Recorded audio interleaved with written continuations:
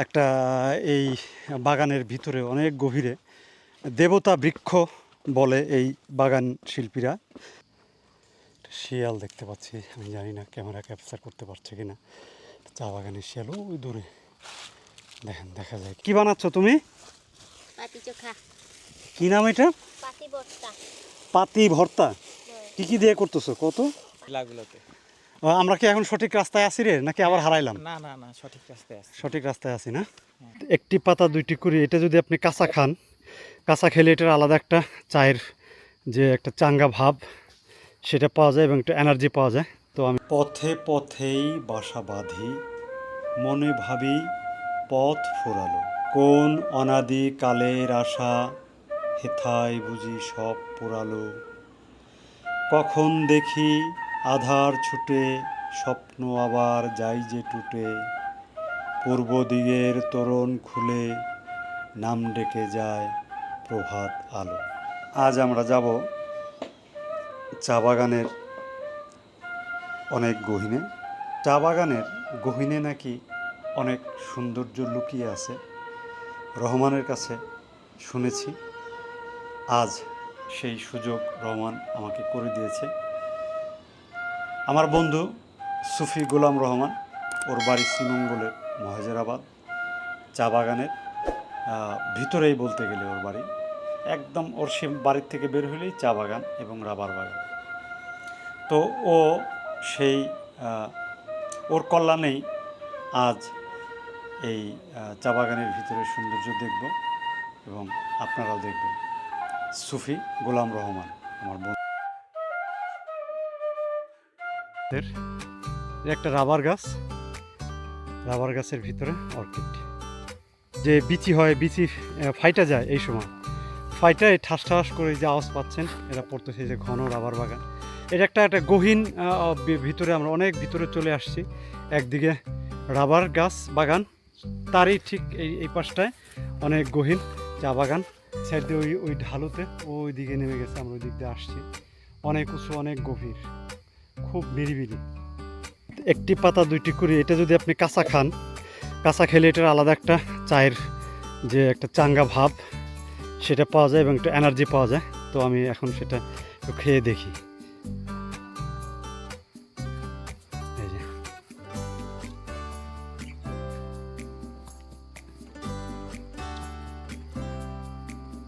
কষ কষ লাগে, এই কষ লাগতেছে রে, এইটাই খাইতে হবে না?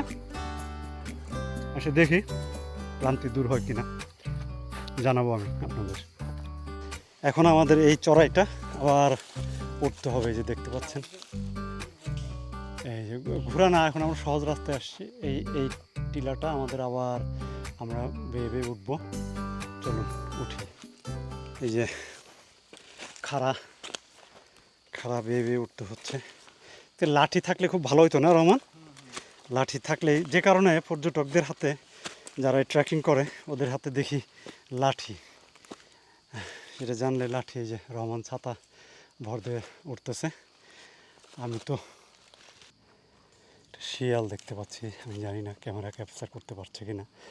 চা বাগানের শিয়াল ওই দূরে দেখেন, দেখা যায় কিনা। আমাদের দিকে দাঁড়ায়, আমাদের দিকে তাকায় আছে, দাঁড়ায় আছে। আয় আস্তে আস্তে আয় রহমান, আমার সাথে সাথে আয়। ওই যে যাচ্ছে দেখেন শিয়াল মামা, চা বাগানের শিয়াল ওই দূরে চলে যাচ্ছে চা বাগানের রাস্তা দিয়ে।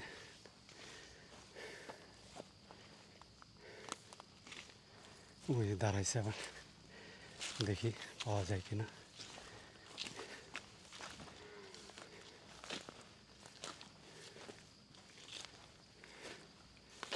ও হয়তো মানুষজন দেখে, নতুন মানুষ, অবাক হয়ে তাকাইছিল। ওই যাচ্ছে দেখেন, দেখা যাচ্ছে কিনা ওই গাছের, রাবার গাছের গোড়ায়। ওই দূরে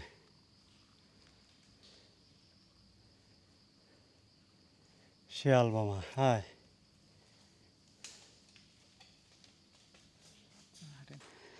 এই দেখেন কি চমৎকার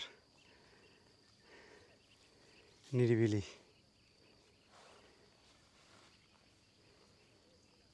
সবুজ আর সবুজ, সবুজের মাঝে কিছু গাছ দাঁড়ায় আছে।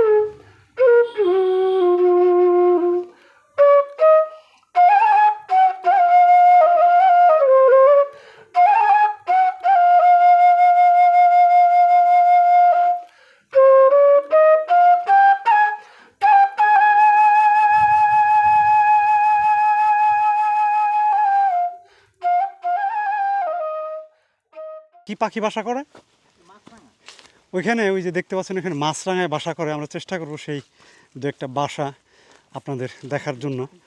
আমিও ছোটোবেলায় আমাদের পদ্মা পাড়ে ছেলে, আমি পদ্মা পাড় দেখেছি। পদ্মার যে ভাঙার পরে যে খাড়া এরকম হয়, সেখানে ওই গাংচিল ওই গর্ত করে বালির ভিতরে ওরা বাসা তৈরি করতো, গর্ত করে মানে গর্ত করে এখানে বাসা করে আর কি, ভাঙতি টিলাগুলোতে। আমরা কি এখন সঠিক রাস্তায় আছি রে, নাকি আবার হারাইলাম? না না না, সঠিক রাস্তায় আছে। সঠিক রাস্তায় আছি না? হ্যাঁ। ওকে। আচ্ছা রহমান, এই যে চা বাগানের মাঝে মাঝে যে গাছগুলো নেড়া অবস্থায় লম্বা লম্বা, এর কারণটা কি? এই নেড়া কেন এই গাছগুলো? তুফানে ভেঙে গেছে বা এরকম, এই যেগুলো তুফানে ভেঙে না যায়। ডালপালা কম কেন এই গাছের? বা এই চা বাগানের মধ্যে ডালপালা হইলে আবার চা গাছগুলো বাড়বে না। হ্যাঁ, বা কি হয় বলতো দেখি একটু, মানে এগুলা ডাল নাই কেন? এগুলা তুফানে ভেঙে গেছে বা কিছু এরকম। আর ম্যাক্সিমাম গাছেরই তো দেখি ডাল মানে কাটা। এটা কি কাটা কেটে দেওয়ার কারণ কি? ছায়ার, মানে বেশি ডালপালা হইলে তো চা গাছের ছায়া পড়বে, সমস্যা মানে হবে। চা বাগানে তো ছায়াও লাগে আবার রোদও লাগে। হ্যাঁ হ্যাঁ তো বেশি ছায়া যাতে না হয় এই জন্য ডালপালা ছেটে দেয় না? হ্যাঁ হ্যাঁ। কি বানাচ্ছ তুমি? পাতি চোখা, কি নাম এটা? পাতি ভর্তা। পাতি ভর্তা? কি কি দিয়ে করতেছো কত? পাতি না হেরা রেখো, আমি পারি না। বলো, সুন্দর করে বলো, কি কি দিয়ে ভর্তা? আলু, পাতি মানে চা পাতা, হ্যাঁ কচি চা পাতা, সঙ্গে আলু সিদ্ধ হ্যাঁ আর কাঁচা লঙ্কা আছে, হ্যাঁ লবণ, এটা দিয়ে ভর্তা করে মুড়ি দিয়ে না? ও মুড়ি আচ্ছা, চিনি চানাচুর চিনিও আছে এটার মধ্যে না? হয় চিনি, চানাচুর, মুড়ি। ও তোমরা কি করো? রাবারের যে আমরা বিক্রি করাই বিচি ওইগুলো করো কি জ্বালানির জন্য না? হ্যাঁ কি নাম তোমার? বৃষ্টি দাস বৃষ্টি দাস। পড়াশোনা করো? হ্যাঁ কোন ক্লাসে পড়ো? শিখতে ক্লাস 6-এ। তুমি, তোমার নাম কি? সুস্মিতা সুস্মিতা। আচ্ছা, আমার মেয়ের বান্ধবী। কোন ক্লাসে পড়ো? পড়ে না তুমি পড়ো না? না, একদিনও স্কুলে যাও নাই? তো লিখতে টিখতে পারো না? তুমি পড়াশোনা করো? কোন ক্লাসে পড়ো? 7-এ আমার মেয়েও 7-এ পড়ে। কি নাম তোমার? হিমানি হ্যাঁ, হিমানি হিমানি। কি আজকে স্কুল যাও নাই? না যে আন্দোলন হয়েছিল না বাগানে হ্যাঁ হ্যাঁ। এই কারণে স্কুল এখনো খুলছে না কতদিন আগে আন্দোলন হয়েছিল? এটা তো মনে নেই কয় মাস হলো? এই যে যে আন্দোলন হইলো, যে সরকার এখন। যে সরে গেল হ্যাঁ, হ্যাঁ। তখন না? এরপর আর স্কুল খুলে নাই? না আচ্ছা, তোমার নাম কি? খুশি রাখবছি খুশি রাজবংশী। তুমি পড়াশোনা করো? কোন ক্লাসে পড়ো? শিখছে 6-এ। কি করতে আসছো এখানে? ফল কুড়াইতে ওই যে জ্বালানির জন্য এই রাবার গাছের ফর্ম করাতে না? হ্যাঁ। তো এখানে বসে সবাই কি নাস্তা করতেছো? আচ্ছা, ঠিক আছে, করো। আজকে সকালে নাস্তার পরে আমরা বের হয়েছি একটা এই বাগানের ভিতরে অনেক গভীরে দেবতা বৃক্ষ বলে এই বাগান শিল্পীরা। সেই দেবতা এবং পূজাও করে ওরা ওই গাছের গোড়ায় না? হুম। সেই গাছের মন্দির আছে না? মন্দির নাই মন্দির না, একটা অনেক বড় বড় বৃক্ষ, আসলে তো বট গাছ না, এরকমই হবে। এই জাতীয় গাছ। তো সেই দেবতা বৃক্ষ দর্শনের জন্য আমরা যাচ্ছি, যদি আমাদেরও কোনো মঙ্গল লাভ হয়ে থাকে। হ্যাঁ, তো তাদের যে বিশ্বাস, সেই বিশ্বাসের প্রতি আমরা সম্মান করি। পৃথিবীর প্রত্যেকটা মানুষ, প্রত্যেকটা প্রাণী, সবার বিশ্বাসের প্রতি এবং আমার নিজের বিশ্বাসের প্রতিও আমি সমান শ্রদ্ধাশীল। সবাই ভালো থাকুক, সুস্থ থাকুক, সুন্দর থাকুক, এটাই আমরা আমাদের মনের মধ্যে সবসময় লালন করি, তাই তো রহমান? হ্যাঁ সেটাই, সেই বৃক্ষ আমরা দেখতে যাচ্ছি। তবে সেই দেখতে যেয়ে আমরা রাস্তাও হারাই ফেলছিলাম, ভুল রাস্তায় যাইতেছিলাম। যাই হোক, আমরা আবার সঠিক রাস্তায় ফিরে এসেছি। মাঝখানে এখানে দেখেন কি অপরূপ দৃশ্য।